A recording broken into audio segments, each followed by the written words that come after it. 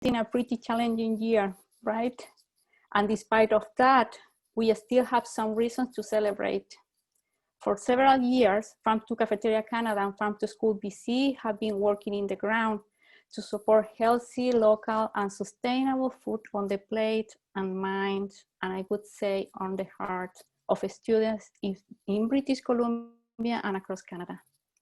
For the first time, Farm to Cafeteria Canada and Farm to School BC have decided to report together, and in this way, to reaffirm the compromise of working in close collaboration for the well-being of school communities, especially of our kids.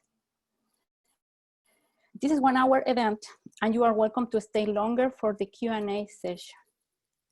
Now, I want to introduce you the National Director of Farm to Cafeteria Canada, Jessie Bienstra.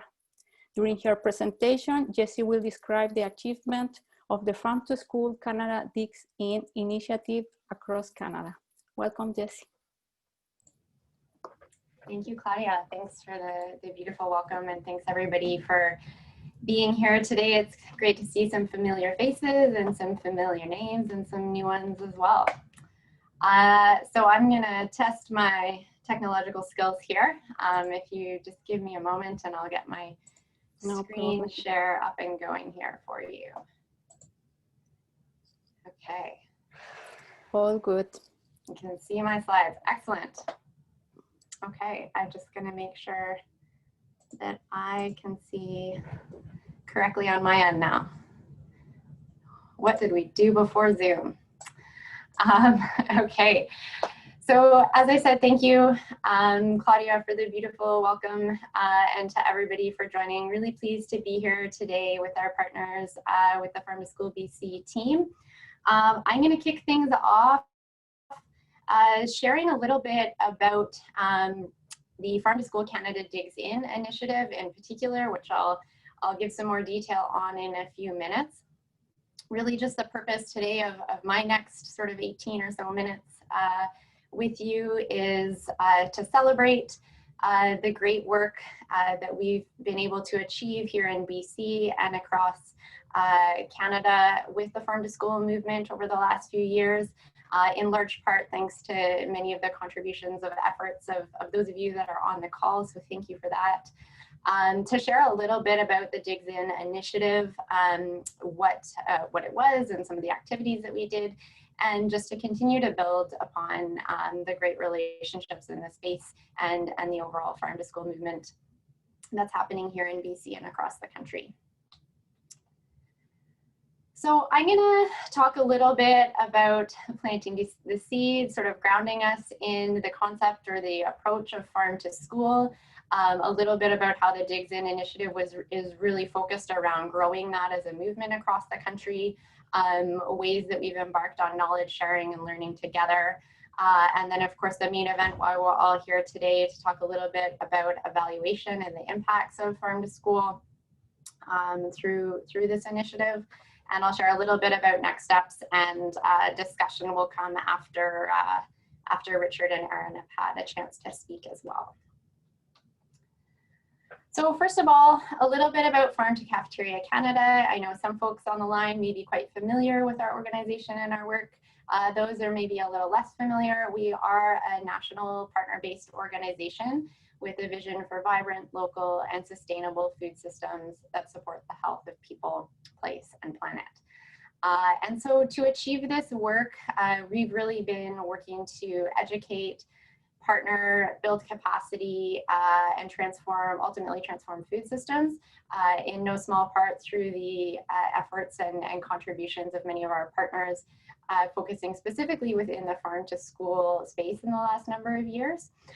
So here in BC, of course, we're really pleased to be able to partner officially with the Public Health Association of BC, which of course coordinates and oversees the Farm to School BC program, and the great folks we have who've helped to put together this webinar for us today.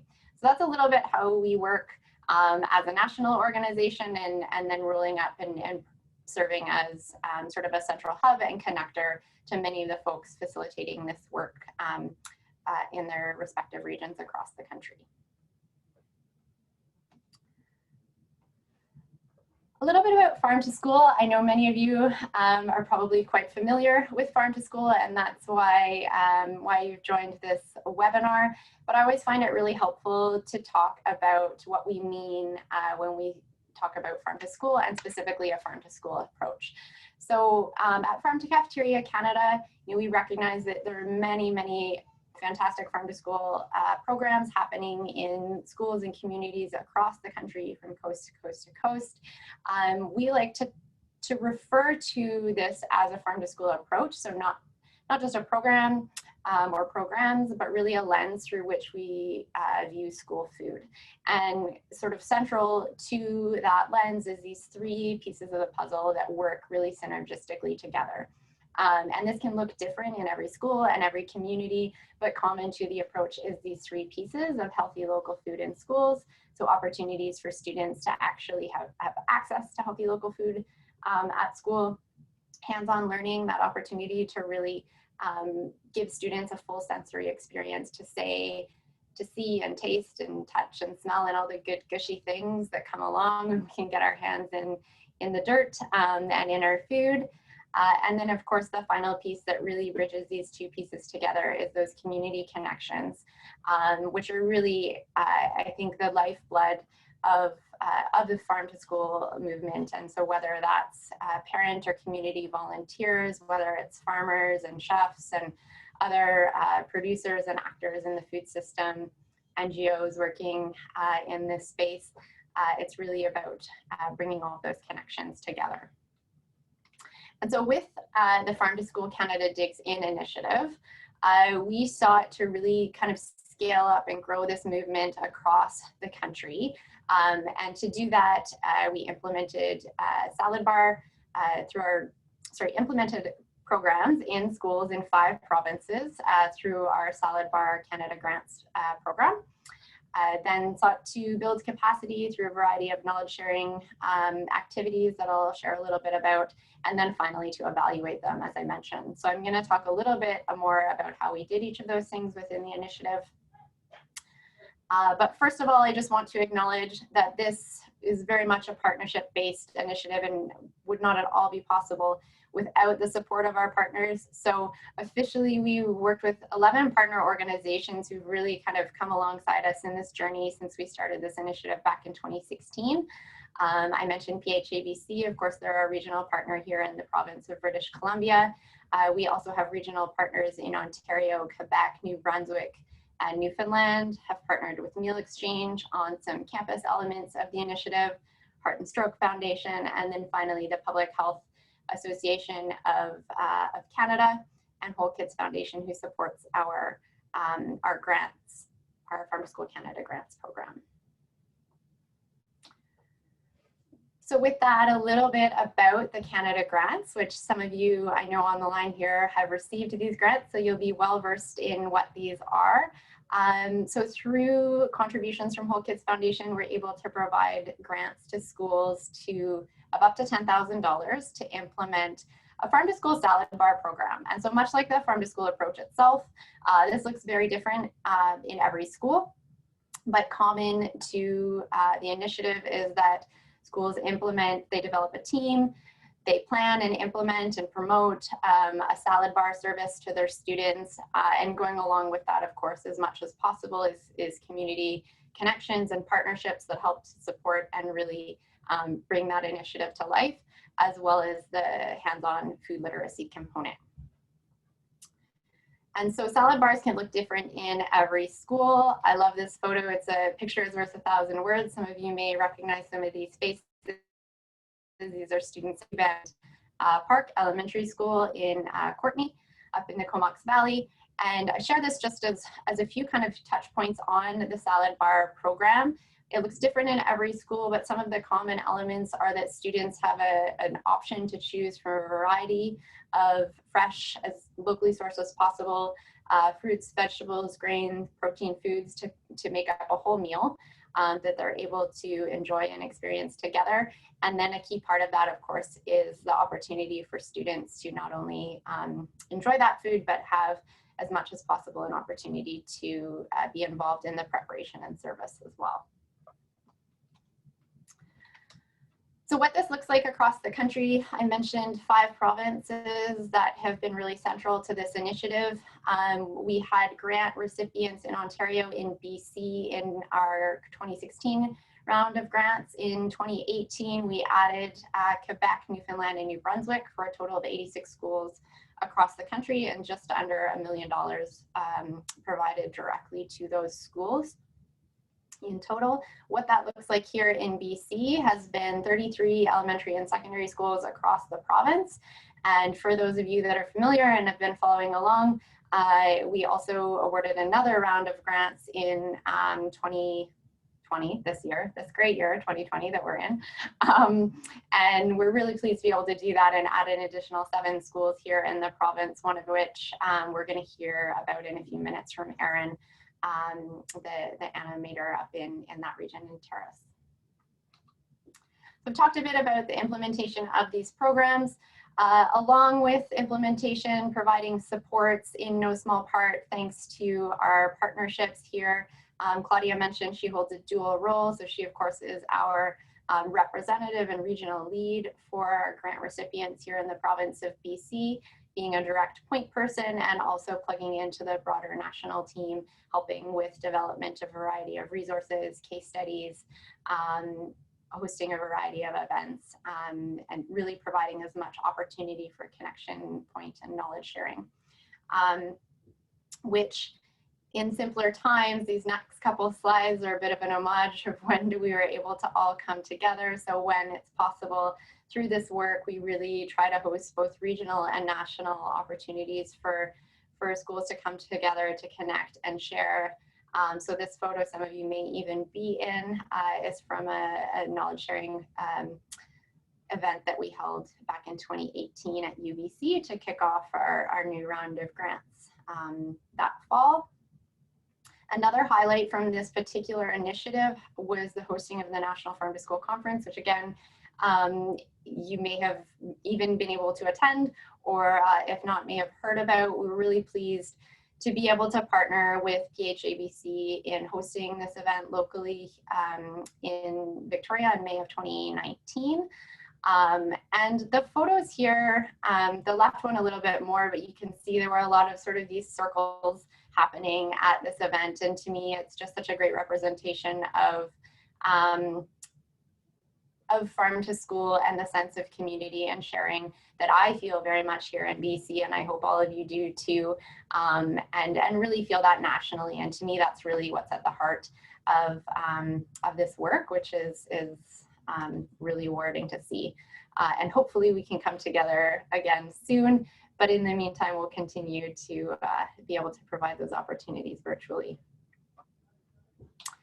So I've touched really briefly on the implementation of the grants, a few of the ways that we've facilitated capacity building and knowledge sharing. Finally, evaluation. So a really important part for us with undertaking this initiative as the first sort of pan-Canadian farm to school initiative was to complete a robust evaluation. And so in addition to all the good fun surveys and progress reports and document review and things that come along with evaluation, we were also really pleased to be able to engage students in some aspects of this. So our evaluation actually started in 2017 and just wrapped up this past spring in 2020. Some of the student-based activities that we were able to do, highlights included one-to-one interviews by some trained researchers, asking students about their experience with salad bar and what they eat over a 24-hour period. We hosted 2 rounds of that at 3 schools here in BC, as well as 2 in Ontario. The photos that you see here are some of the sort of visual aids and tactile aids that we used to help students describe both foods they've eaten as well as portion sizes. In addition, we conducted a survey with students from grade 4 to 12 across the 5 participating provinces, with 3,000 students from across those provinces in grade 4 to 12.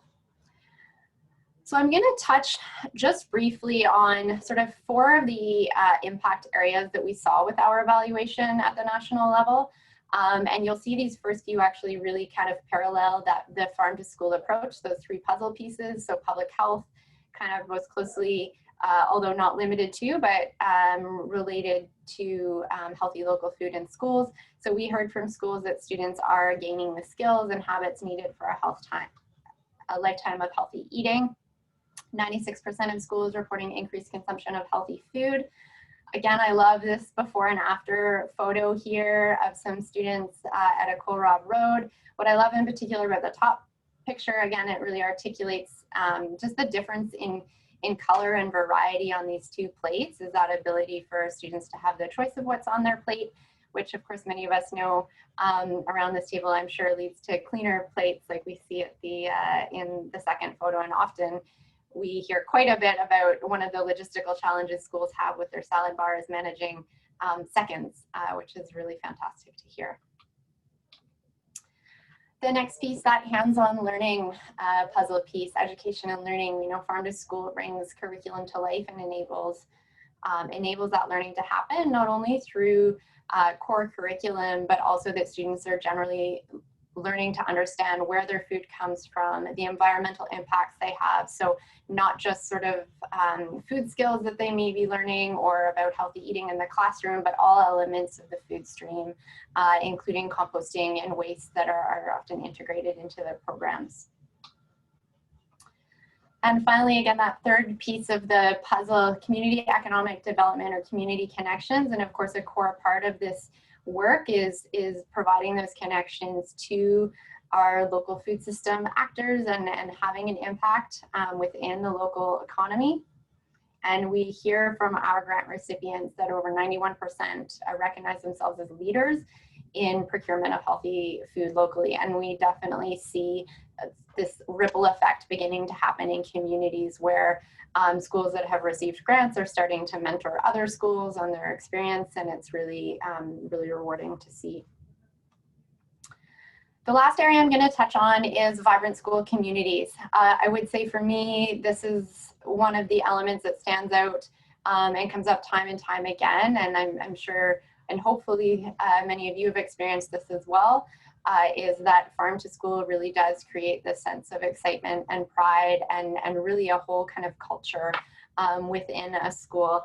And I'm gonna, with this, I'm gonna share a quote, not even a quote actually, it's an excerpt from a creative writing assignment from a student, a high school student at one of our schools in Ontario that a teacher shared with us. And so in it, the student writes, Thursday has become an eventful occasion that all students and staff eagerly await, and that's for one reason only, the salad bar.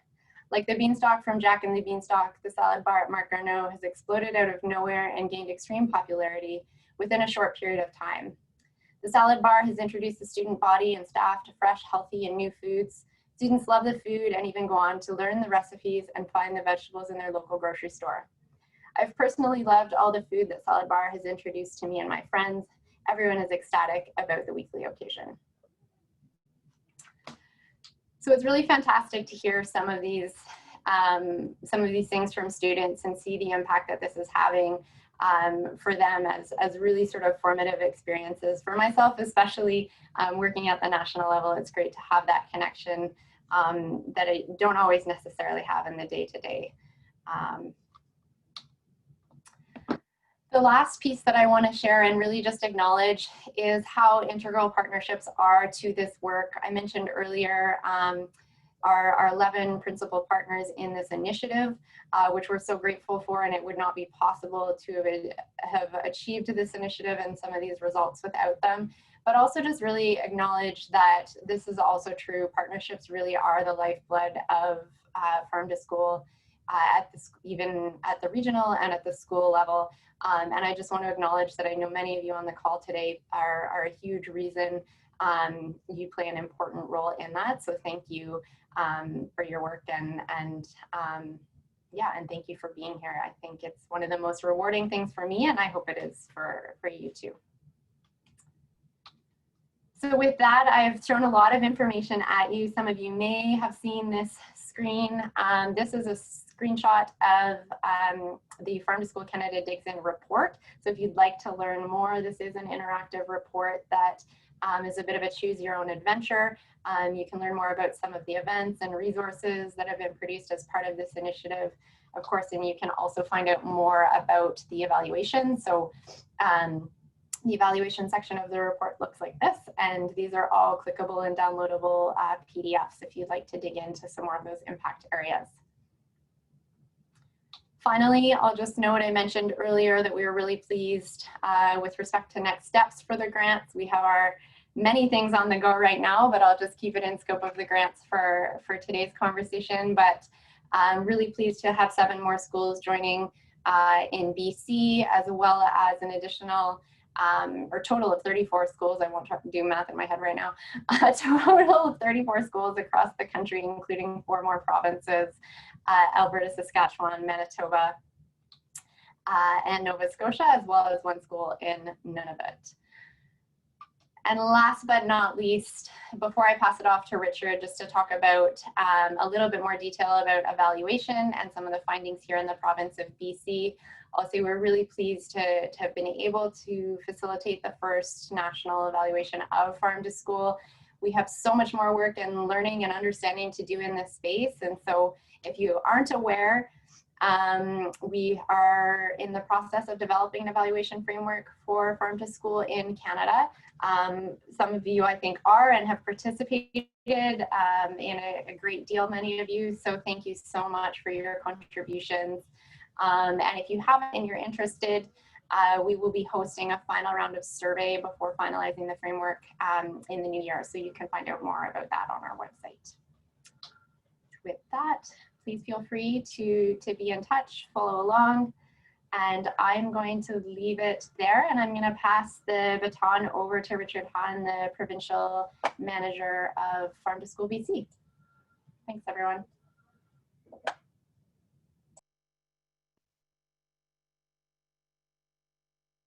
All right. Hi, everyone. Thanks for joining, and my apologies for where I'm at. Oh, 1 second.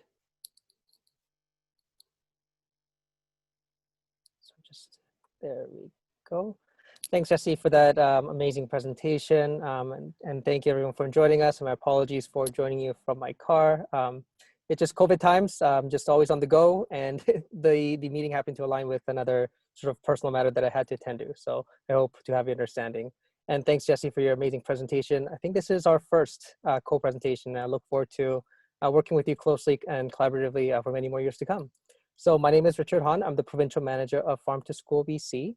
And I also have a dual role as a Director of Community Development and Food Systems, where I hold a number of different food systems portfolios, including my work with the BC's chapter for the Coalition for Healthy School Food as a steering committee member, with Aaron Topley for the Can You Dig It program, as a contact person for the local food to school program on Haida, and obviously with Farm to Cafeteria Canada as a partner.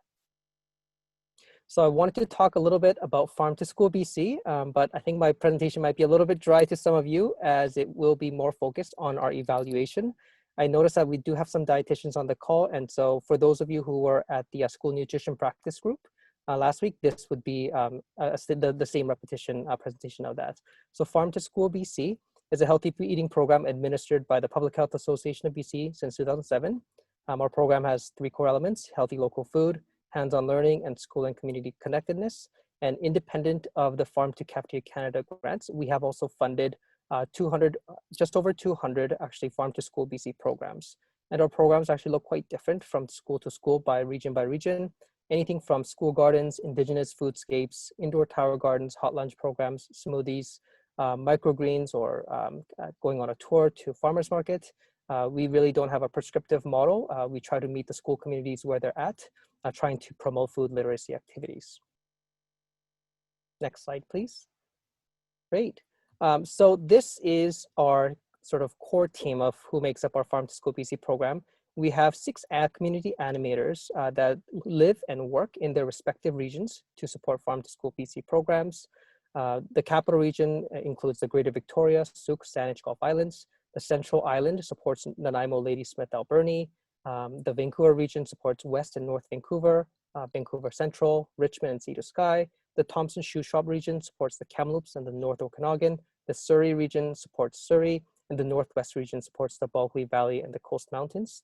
And so from direct school support, creating linkages with farms and community partners, hosting workshops, professional development days, learning circles, and after-school events, helping you to start new initiatives and bringing more funding to support to the region. Our animators really are the connective tissue that holds our BC's provincial network together. Next slide, please.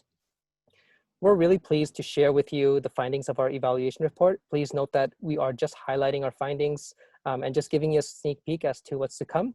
If you would like to access the full evaluation report, the 60 some odd pages, it can be made available upon request. I will have a note at the bottom with my email. So if you were to send me an email, I'm more than happy to send you the full evaluation report. Next slide, please.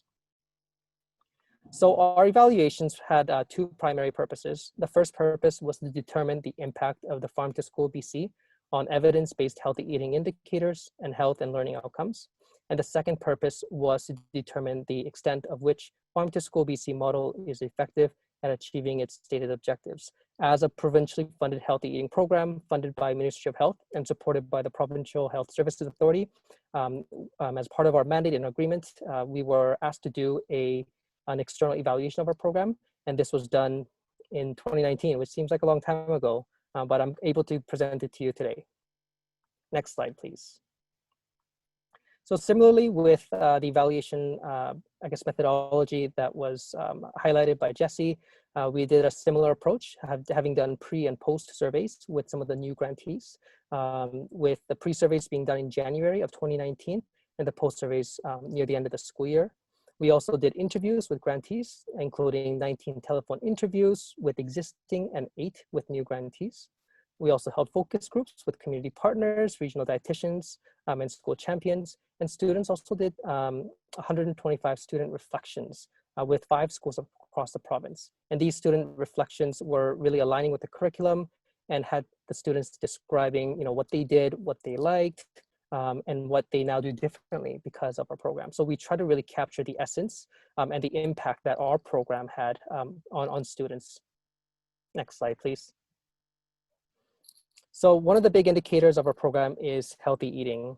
And healthy eating indicators include knowledge, attitudes, and introduction to new fruits or vegetables. During the interviews and school visits, teachers and school administrators provided examples of students opting for fresh fruits and vegetables, including smoothies, and shifting away from processed and packaged snacks as a result of our program. Additionally, the evaluators were able to find out that students were bringing their new appreciation for fruits and vegetables to their families as well. Students, teachers, community partners provided examples of children and their families actively seeking more healthier options at home, and in some cases, bringing school gardens into their home, asking their parents or guardians to start their own gardens at home. There are examples of Farm to School BC initiatives, starting with specific grades and then spreading throughout the entire schools. So what we understand is that while we are doing a snapshot of the program, that the long-term impact of the program is actually through time. And it's because I think our animators are in the region and being able to provide that support over the years that we're able to see these long-term changes. And finally, many students have been known to graze in the garden boxes, as some of the teachers on this call may know. During the evaluative site visits, the evaluators noted that the students were enthusiastically eating vegetables such as kale and garlic scapes, and teachers commented that they have witnessed a visible difference in students' willingness to try vegetables. Next slide, please. This is a post survey for grade 3 to 5. And we asked the students about our program's impact on healthy eating outcomes. The bar in teal indicates where students agree. And what we found out was that 56% of the students agreed that they're learning about healthy eating. 40% agreed that they're being introduced to new fruits and vegetables. 52% want to eat more fruits and vegetables. And 55% indicate improved access to fruits and vegetables as a result of Farm to School BC. Next slide, please. Similarly, for grades 6 through 12, 49% agree or strongly agree that the program helps students learn about healthy eating. 38% agree or strongly agree that the program introduced them to new fruits and vegetables. 43% agree or strongly agree that the program helps students want to eat more fruits and vegetables, and 47% agree or strongly agree that the program helps to increase access to fruits and vegetables. Now, I will note that one of the reasons why we're talking only about fruits and vegetables, even though the program is really focused beyond fruits and vegetables, is because those are one of the indicators within the public health around healthy eating. And so that was the reason why we had to include this fruit and vegetable consumption indicator into our evaluation report. Next slide, please. Looking at food literacy really is about including knowledge, skills, and hands-on learning. Comparing the pre and post surveys among students in grade 3 to 5, we found significant improvements in students' learning how to grow food and fruits and vegetables, learning how to prepare food, and also learning about how food is grown in their communities. The survey data also demonstrated that students in grade 3 to 5 reported an increase in knowledge about the benefits of eating locally grown food. Next slide, please. So this is where we're at, looking at food literacy for grades 6 to 12. Comparing pre and post surveys from grades 6 to 12 students from new grantees, we found significant improvements in learning how to grow food, including fruits and vegetables, learning how to prepare food, and learning about how food is grown in their communities. Students also reported that the Farm to School BC program is helping them learn about healthy eating. And I have a quote here from a teacher who said, and I quote, "Farm to School BC empowers students and gives them confidence around growing their own food. So many times parents have said we have had to start our own garden at home because they love it." End quote. Next slide, please. Now looking at some fruit and vegetable access, 55% of those surveyed, grades 3 to 5 students, and 47% of surveyed grades 6 through 12 students from schools receiving grants reported an increase in access to fruits and vegetables as a result of the program. Now I'm going to read the two quotes in the red and the green bubble. "The animator strengthened our relationships with farmers. This was a key connection from the animator." That's a quote from a teacher. And then from a school administrator who said, "Without the Farm to School BC, we would not have had students in the garden this year. The students are so proud they're asking to add fresh garden food to their lunch and snacks." Next slide, please.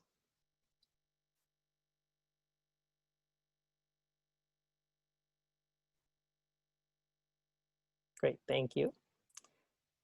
Now, when we asked students about Farm to School BC, this was an open-ended survey question. We asked them what they mostly enjoyed about the program. The responses were coded and categorized by theme. Among grade 3 to 5 students, what the students enjoyed most was planting, growing, and eating fruits and vegetables. Next slide, please. The same question was asked to grade 6 to 12 students. And they report that they primarily enjoyed gardening and growing food, as well as eating healthy food. Students commented that they enjoyed the opportunity to learn about new fruits and vegetables, and that the program makes them want to eat healthy food. I have a quote from a student who said, "I like having the opportunity to go to our community garden and take part in creating it for me and my fellow classmates to enjoy." A second quote from another student who said, "The opportunity to create meaningful changes in our school community through awareness about gardening and hands-on activities." Next slide, please. I think the biggest part about our program and what makes it unique is the connection to the broader community. So community connectedness within school is defined as how school systems cultivate and promote networks and feelings of belonging within the broader school community. And we explore these concepts.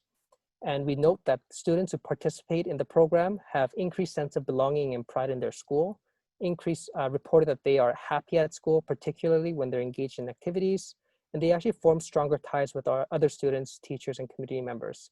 And I'm sure that these kinds of results and outcomes are same across many of the programs that have associations with food and land and place-based education. And we're just able to show that through our program as well too. Next slide, please.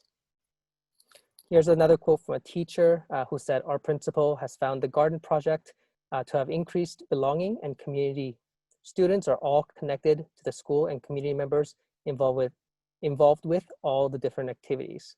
So really garden as a place of belonging, a strong sense of ownership.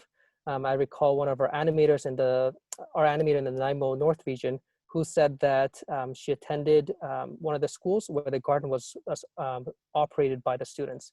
And the students had been looking after the garden since they were in grade 8, and now I think these students are in grade 12. So over those many years, they got to see their gardens grow and expand, and that sense of ownership and pride was very strong. And I think the garden really provides that important space for students. Next slide, please.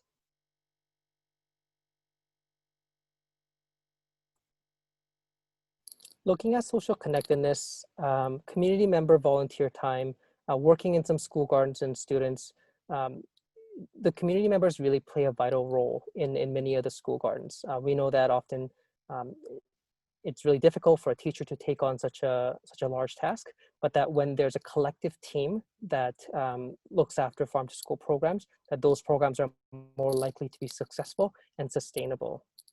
Time in the garden and the kitchen also gives teachers the opportunity for meaningful conversations and for deepening relationships, not only with themselves, but with their peers and with the students. I'm going to read the quote here. We are seeing new social connections happening and relationships forming. For example, children that have never spoken before now have something in common and are engaging with each other. Next slide, please.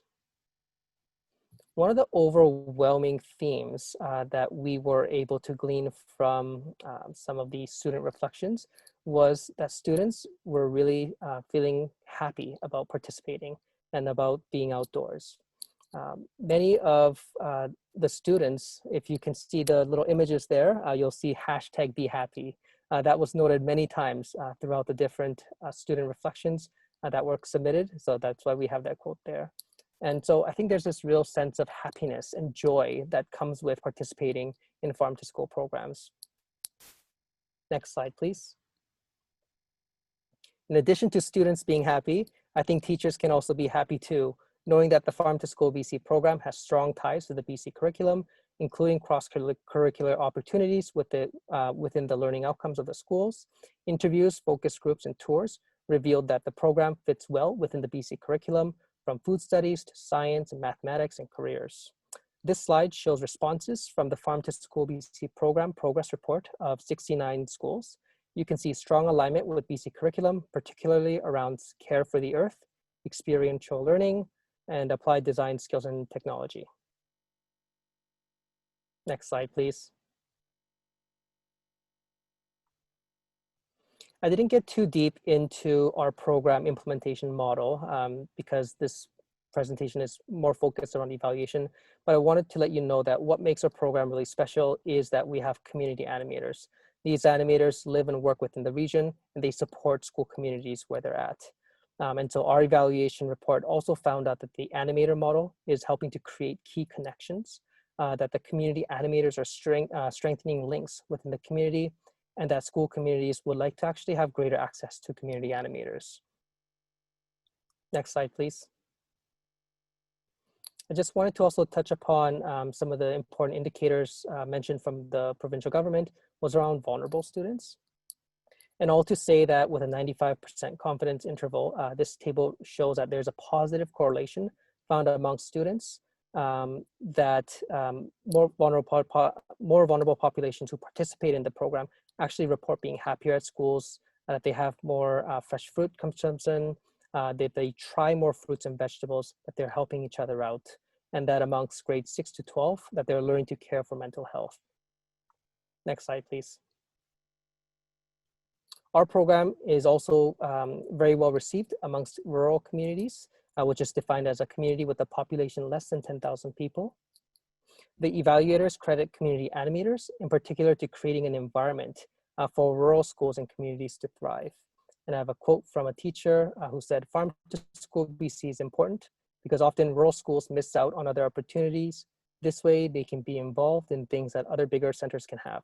Plus, we are around farms and families with their own gardens, and they see the relevance and the importance of life skills. They are needed." Next slide, please. However, our program does have a set of challenges. These are the top 6 challenges that were noted in the order of priority.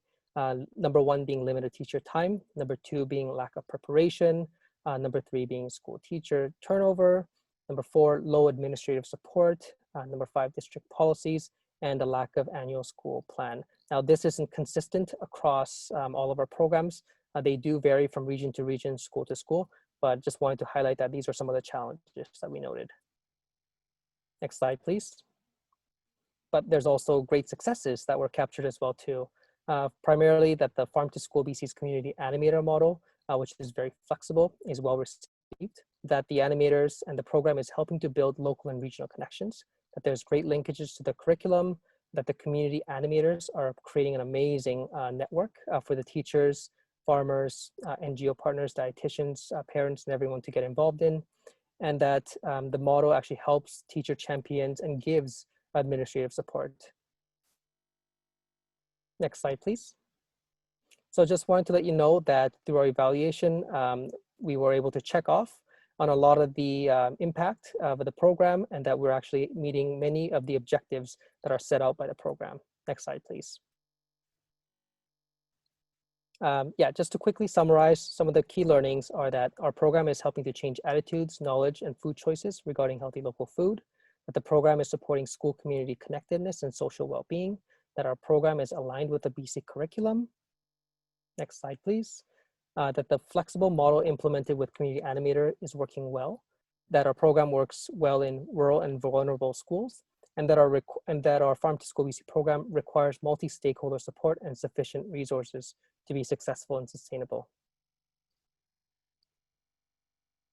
As for next steps, where do we go from here? Well, the reason why I'm still here today is because we did receive a multi-year funding from the provincial government to sustain, strengthen, and to expand our efforts, including more time for our community animators who are working diligently on the ground with the schools.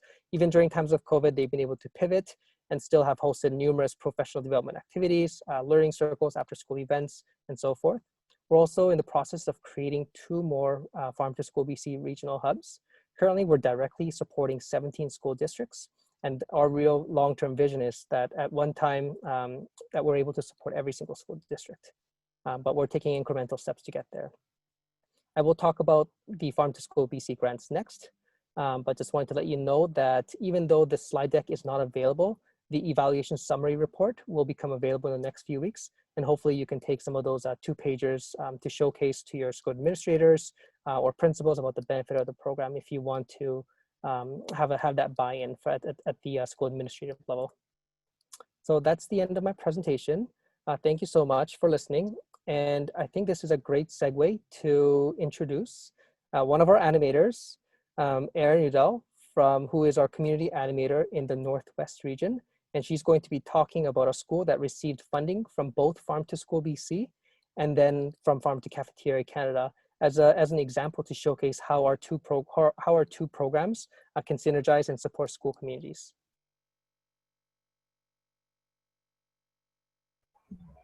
Yeah, hi, thank you, Richard.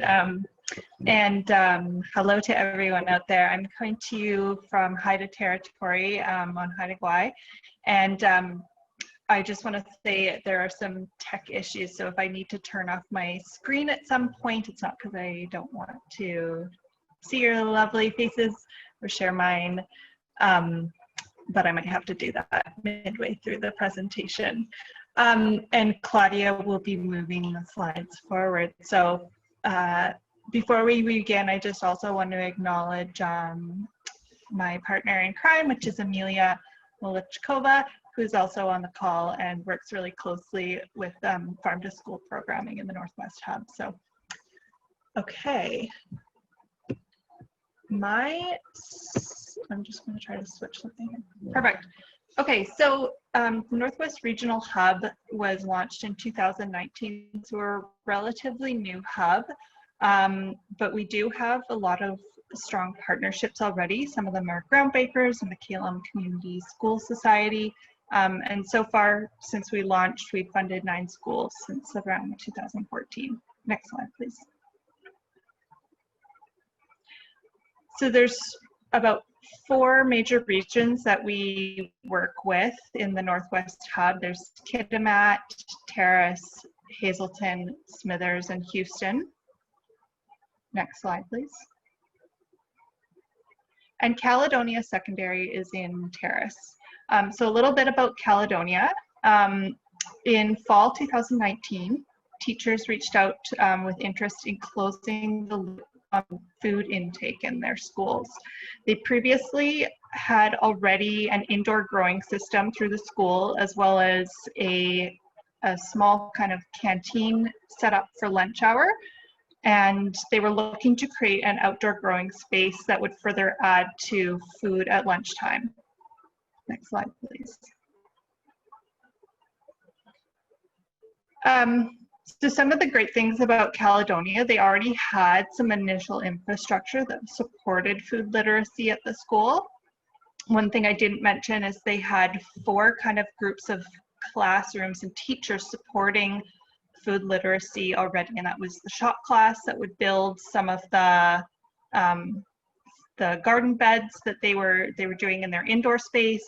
There was a food class that would take the small amount that was being produced in these indoor spaces and use it in their cooking classes. And then there's also a life skills class that would go out and water and do some of the garden maintenance in the indoor spaces. Next slide, please. Oh, sorry, go back, please. There's also a strong internal team with the school. So there's 4 teachers already working on local food in the schools, as well as both administrators, the vice principal and the principal were very on board. And then there's already a culture of involvement as well in the food programming, both from the students and the other staff. So initially, there was 3 meetings with the Northwest Animator to decide kind of what is the best path forward. Next slide, please. So the decision came down to kind of focus on the greenhouse and creating a salad bar. They had, as I mentioned before, a canteen for their lunch program, but it was admittedly pretty small scale, and they thought that this was a good moment to boost it up. So Farm to School BC invested in helping support the greenhouse, which they already had, but it wasn't being used. It had no heating and didn't have a good ventilation system. And the canteen for food, as I mentioned, would be a better system for moving away from to increase for a salad bar. Next slide, please. With the greenhouse, we helped connect the school with another nonprofit in the area who had skills to develop infrastructure. They installed solar panels on the greenhouse, and those meetings were supported by the school champions administration, the Step Up Project, which was the infrastructure nonprofit, and district maintenance. And we're just going to move to a little video to show kind of their initial ask for the greenhouse.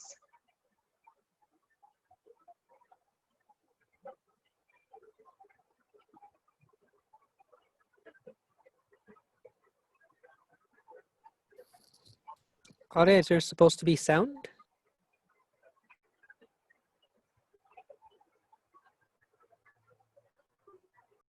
Sorry for that. Yes, supposedly you all should be listening, and we tried before and it was working.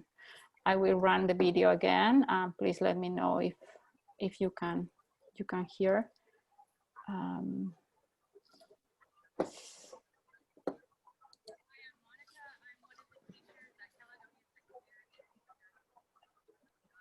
Can you turn up the volume, please?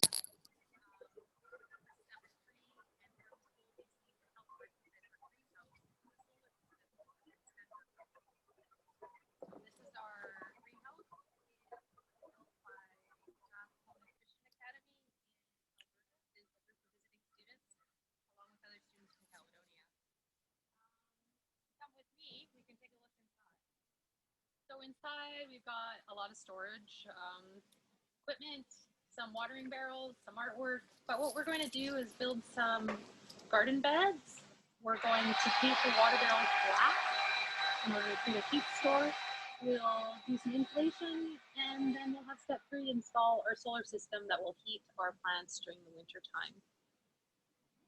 This project with step 3 is going to be a great example for students on how to live sustainably, self-sufficiently, and tread more lightly on our planet.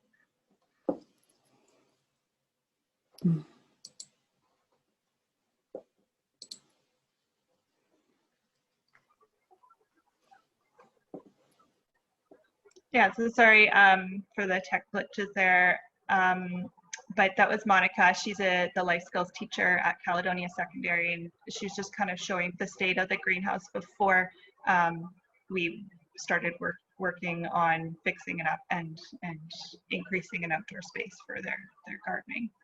Next slide, please. So this is where Farm to Cafeteria Canada comes in as a partner in this work. Northern Health, as part of our initial work, supplied a loan kit of a salad bar, which is a great program. It's no extra cost to the school to kind of loan a salad bar and try it out to see if it's a good fit. For the school and identify any challenges kind of early on before they invest in one themselves. So Caledonia Secondary did that with Northern Health, and they really liked the system. And that's when we connected with Farm to Cafeteria Canada. And Caledonia applied for a grant after using the loan program was coming to an end so that they could continue with their own salad bar and buy the infrastructure for the school. So Farm to School already had a relationship with Caledonia here, and we could act as a community partner and support them in their grant application. So in 2021, we're on track to continue using this at Caledonia. They have successfully worked through COVID to work on the greenhouse and get their solar panels in, and now they're starting to close the loop, which was their original goal. Next slide, please. So just looking at closing that circle, the student food skills was really what we started with when Farm to School came in. We invested in their greenhouse, and then Farm to Cafeteria Canada came in and was able to help them invest in their salad bar along with Northern Health with their loan program. That in turn is helping now support their lunch program as well as reinvest in their students in their food skills. Next slide, please. So really, I love this story of Caledonia because it's really collaboration effort, and it's really wonderful to see that in areas where sometimes we all have lack of resources, but when we invest in each other's work, we can make really cool things happen at our schools. That's it. Thanks. Thank you so much, Erin, for your presentation, and Jessie and Richard. And now I want to invite Richard coming back to do some great announcement. All right, great. Thanks for your presentation, Erin. It's really good to see how far we can all go together instead of doing things apart. So that's a great example of collaboration efforts. Just quickly wanted to make the announcement that Farm to School BC's grants are open. We do have several grants that we distribute across the province every year. This year we're offering up to $3,000 for new grantees. So these are schools that have never applied for Farm to School BC grants before, and up to $1,000 for scale-up grants. So these are previous recipients of the Farm to School BC program that are looking for a little bit of a top-up. So I will put in the chat box here the link to get more information. And we do have a grant workshop coming up on December 10th and on December 17th, where you can learn a little bit more about our granting process. We try to make it as simple as possible, recognizing that teachers don't have a lot of capacity. So yeah, we hope that you'll consider our program, and we look forward to hearing from you soon. Thank you for that. So we are at the end of the event. However, I welcome everybody to stay if you have some questions for our presenters. And we, in the next days, send out some a survey, online survey, to get your feedback about this event. But please, if you have some questions, share them on the bottom of our screen in the chat box, or just unmute yourself and formulate the question.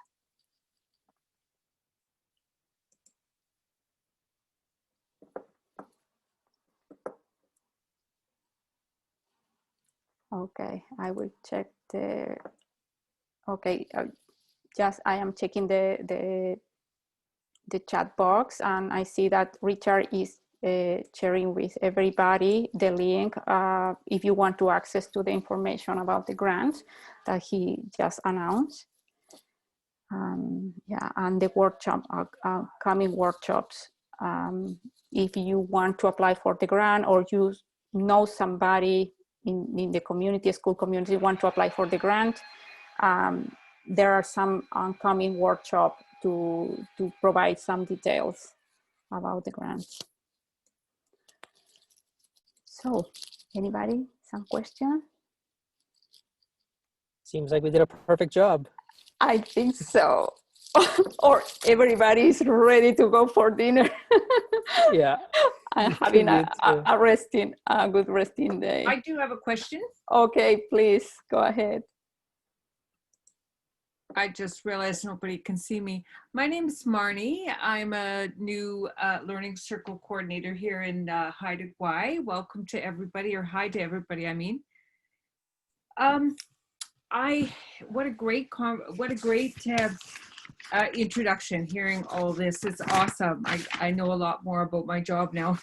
I actually had quite a few questions, but I think the most interesting one for me is I would be interested to know if in your evaluation or data findings, if you have thought or have any data around Indigenous cultures, agriculture, or Indigenous agricultural literacy, if you have done any of that work or would consider doing that for your next round of evaluations, because I know that it's quite important here in Haida Gwaii. I belong to a sort of a national Indigenous group that kind of has been tracking education and reconciliation. And I think that that would be something I could take to them as well.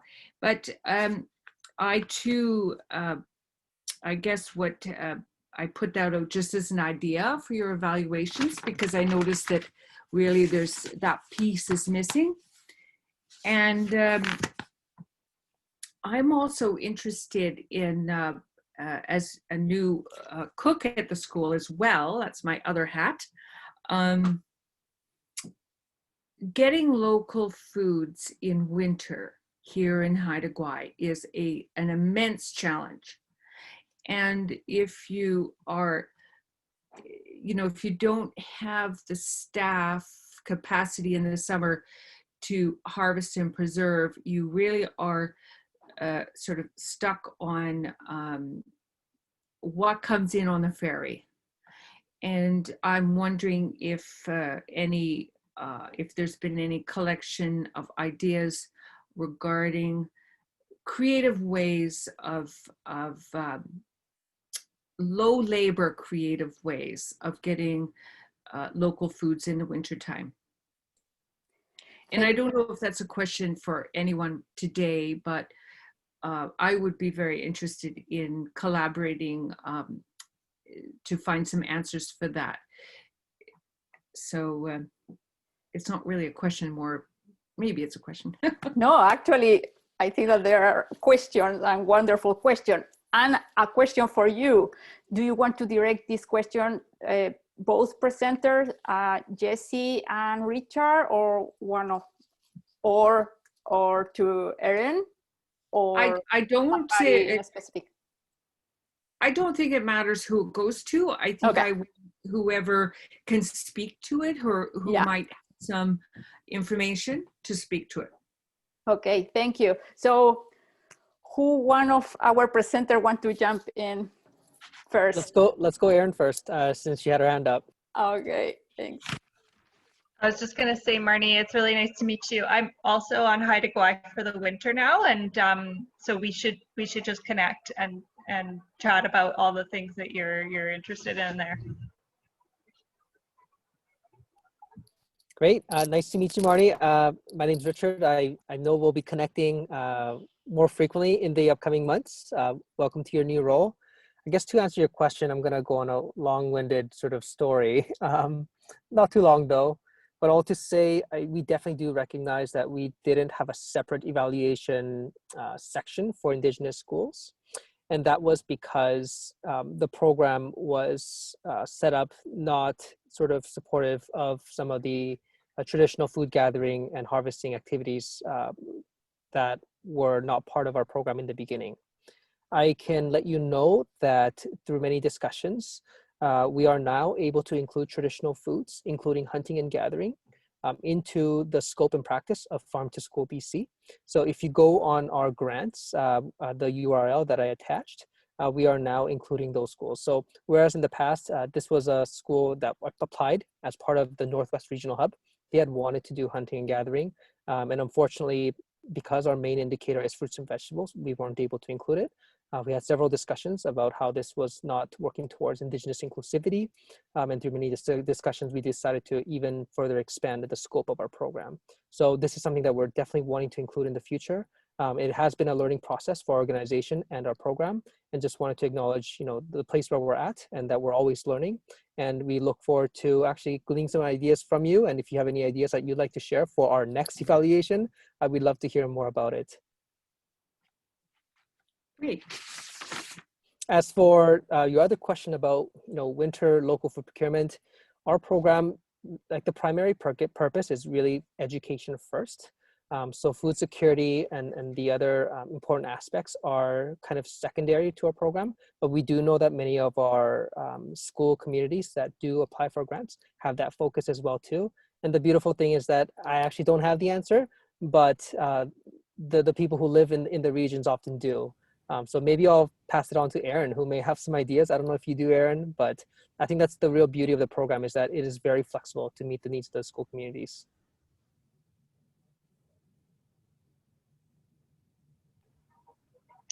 I both do and don't at the same time. But I think it's a more detailed discussion, and maybe we could sit down at a meeting outside of this and just kind of chat and get the details. Jessie? Yeah, I'm sorry, before moving to with Jessie, Shelly Crack from Haida Gwaii is commenting in the chat box, and she's saying, we start a pantry on island for that exact reason. So I would suggest you three connect being on the island. Jessie, please, if you want to jump in. Yeah, I'll just add to that, maybe hopefully just similar to Richard, not necessarily having all of the answers. It certainly is a complex and very much variable thing, but I'll just echo that, with our participant schools, especially with the salad bar being a focus, we see across the country that that's a common challenge. Of course, the school year does not align often with the growing season in many regions. And so I can just say to look out for, we're going to be having some more conversations and knowledge sharing about that, just in terms of some of the creative things that folks are getting up to spur ideas across the country. And also just want to acknowledge and thank you as well for the conversation around and your feedback around evaluation. I'd echo what Richard said, and that's certainly something that in the back end has been a focus for us. And so again, you can look out in the new year for some more details coming about how we're trying to better build relationships and acknowledge Indigenous food systems and ways of knowing within our within the farm to school model nationally. Thank you. I will read some comments in our chat down. She says, it would be amazing to have an animator for each school district. Yeah, I agree. The closest animator from here in North Okanagan is Kamloops.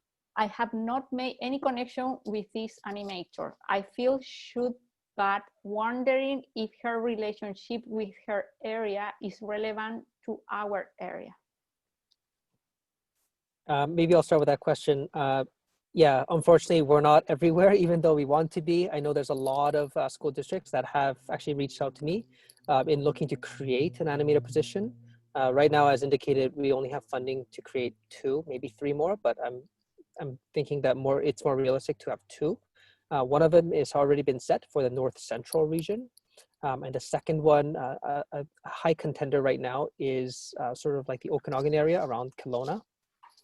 But to say that I'd love to have more conversations and maybe even connect you to the animator closest to your region, because there's often a lot of cross-pollination and opportunities for that. Okay, thank you for that, Richard. Another comment coming from Leah. I hope my pronunciation is right. Thank you so much for the presentation. An animator and farm to school hub in the central Okanagan would be fantastic. If there is anyone on the call that lives in this area, I would like to connect. Anybody can see the chat box and see the email. So please feel free to connect.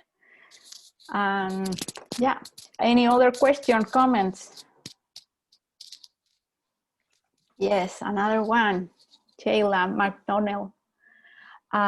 School District 71 doesn't have a regional hub, although we have a significant number of schools involved. We have funding for a food literacy circle coordinator, very, very valuable, but the 18-month program has been disrupted by COVID. Yeah, that's been happening across the province and across Canada, unfortunately. Any other comments, question?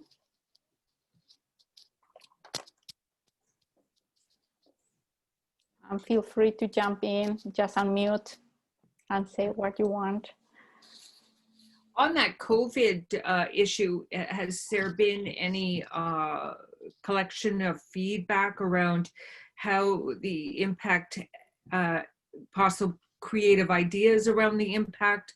I know that in our school today, I had to cook, you know, everything has to be packaged, everything has to be in plastic, everything has to be served to the student. No, you know, I mean, it's quite a different unsocial way of eating, and very little education and literacy, you know. So I just am curious to know if has there been any discussion as yet around what's working, or some creative ideas around some things that are working to create connections and literacy? Thank you, Marnie, for that question. I can see that Emilia is on the call. Emilia, how do you feel to comment about Marnie's question and comments? I know that you would be the best person here, or one of the best persons here to answer that. Emilia is a dietitian at the Northern Health, and we hold a meeting with the new grantees with Cafeteria Canada in BC. And Emilia provided a presentation reviewing what the Ministry of Health were suggesting about food preparation at the schools. And one of the comments among the attendees, the school attendees, was that there were more concern and more limitation coming from the school district about the food preparation at the schools than the Ministry of Health. I can share with you, Marnie, and others, if you are interested, the summary of that presentation and at that meeting, where Emilia was providing some tips and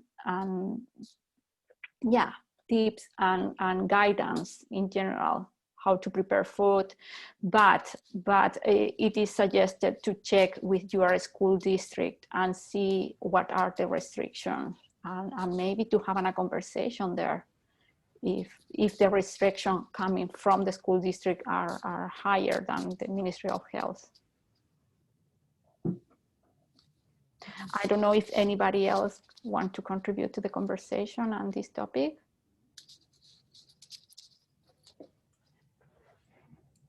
I can just add, Claudia, that yeah, certainly it's a common challenge, and restrictions and processes vary a lot by not even just across the country, but within school districts and things, as Claudia said. So we've had some webinars. I can follow up after, maybe with a follow-up email.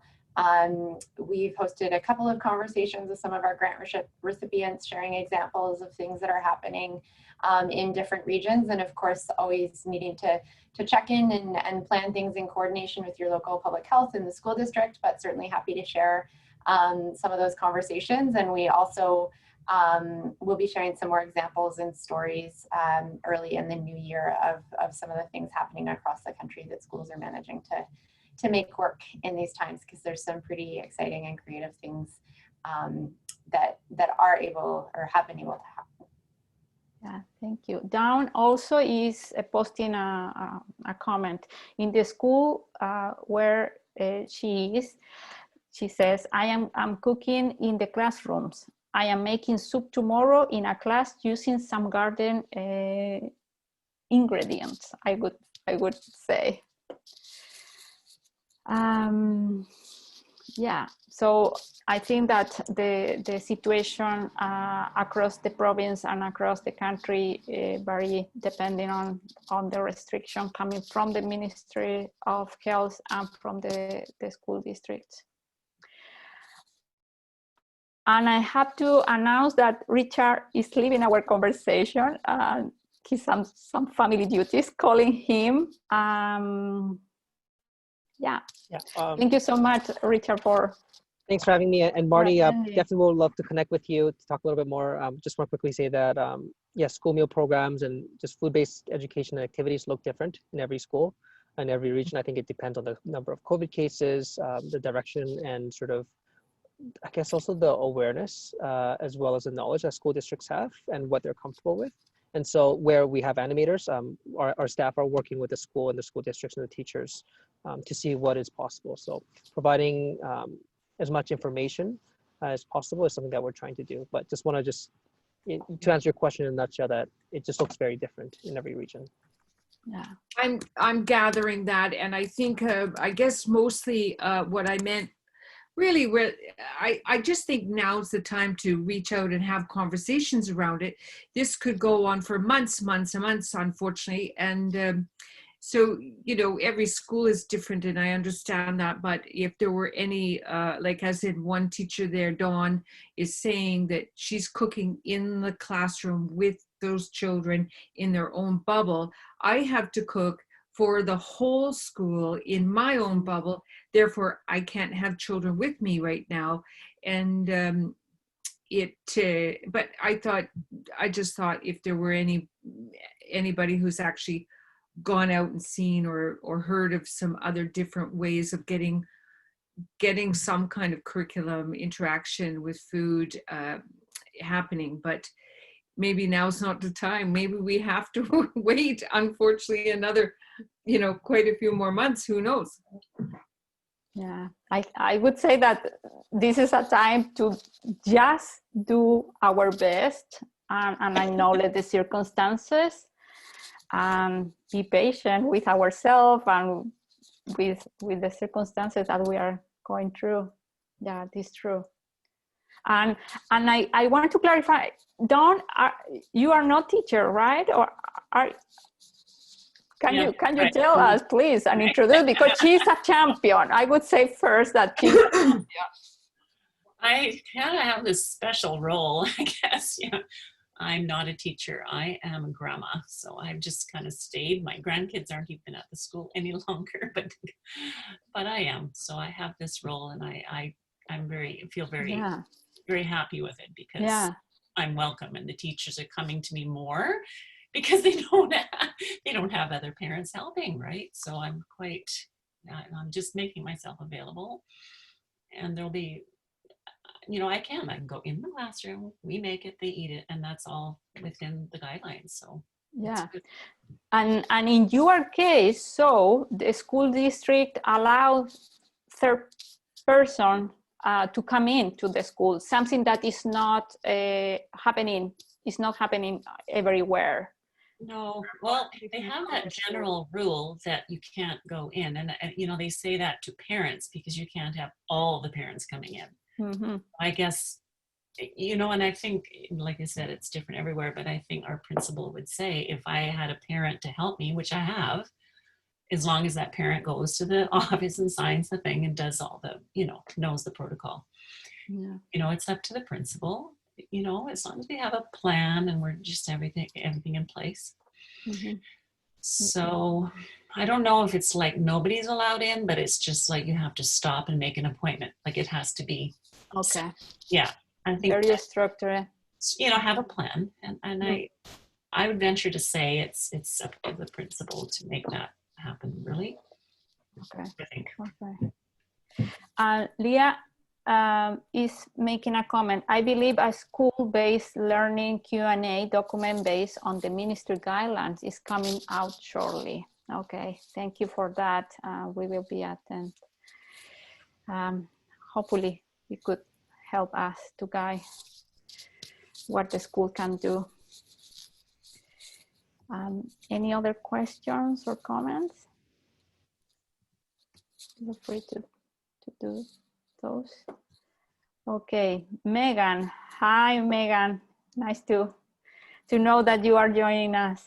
Megan Seni, another champion, I would say too, for the schools. She's sharing a link, yes, with information coming from the Ministry of Health and the BC CDC on the guidance about preparing food at the schools. Yeah, so currently the regulations that we're operating under are that you can make and prepare food only for the people in your own cohort. Yeah. So you couldn't make food with one group of children and sell it at a bake sale, for example. You can't bring in food for a birthday party, for example, from home.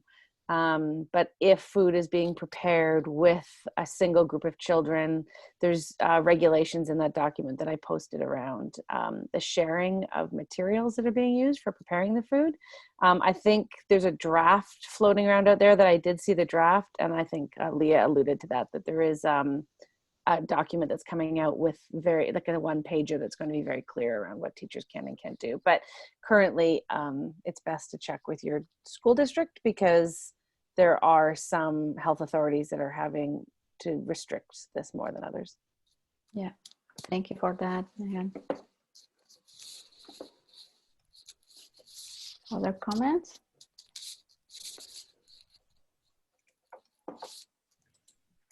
No? Okay, so I think that we are ending this event. I want to say thank you so much again to the presenters and those that formulated questions and comments because we are learning.